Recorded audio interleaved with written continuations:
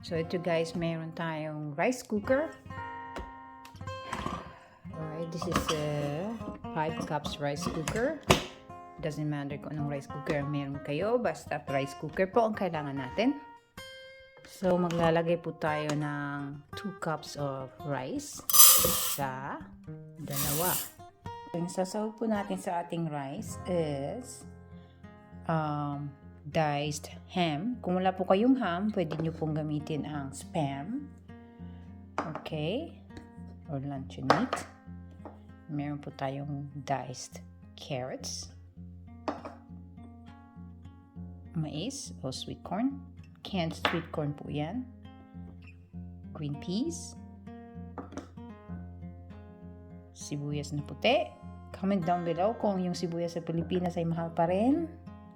Meron po tayong diced red bell pepper, shredded cabbage, at kamatis, diced tomatoes. Okay? I-rinse lang po natin ang ating rice few times.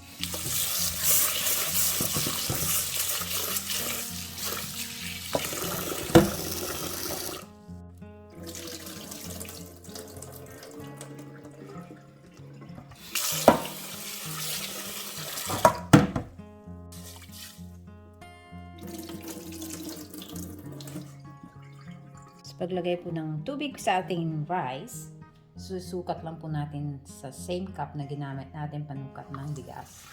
So, 2 cup po yung ating nilagay. 2 cup din po ng tubig ang ilalagay natin. Para sigurado pong hindi matigas ang rice, dagdagan po natin ng extra half cup. Yan po ay para kung hindi tayo siguradong rice ay magandang quality. Ayan, nagdagan natin ng kalahating cup. Ilalagay na po natin sa rice cooker. Ngayon, dadagdag na po natin yung mga sahog natin sa ating rice. So, lagay natin yung ating ham, yung ating sibuyas, green peas, sweet corn,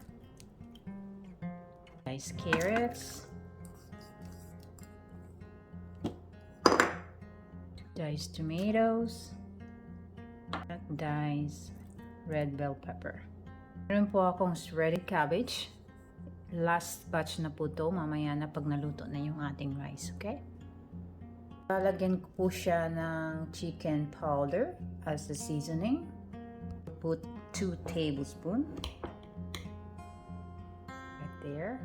Po natin ng olive oil, around 2 tablespoons. Freshly ground black pepper, paminta. Yan, yung tuyang kadali. So that's it. So you can turn this on at lutuin po natin in 20 minutes. Lutuin lang po natin ng konti. Ayan.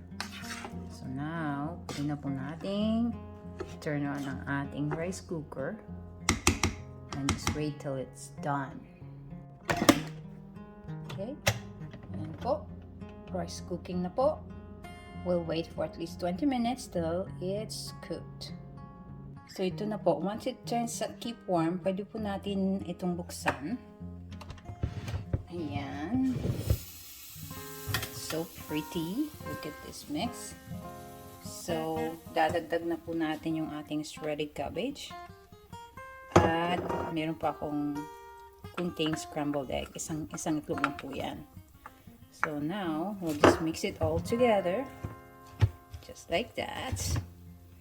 Kaya ko po pinahuli yung cabbage kasi po gusto ko pong medyo may kunting crunch yung ating rice. Ayan. Halu-haluin lang po natin. Just like that. Ready na yan. So tatakpan po natin ulit and we'll just leave it for 5 minutes before we serve it. Siguraduhin po natin tanggalin yung ating saksakan. Ayan, para hindi po siya tuloy-tuloy na maluluto pa. So that's it. We'll leave for 5 minutes and then we can garnish our rice with some green onions. Ayan, titikman na po natin ang ating rice. So nice. po yan, no? Sarap tingnan. Ham and veggies. Some rice. So pretty color. Lalagyan po lang natin ng green onions. There you go.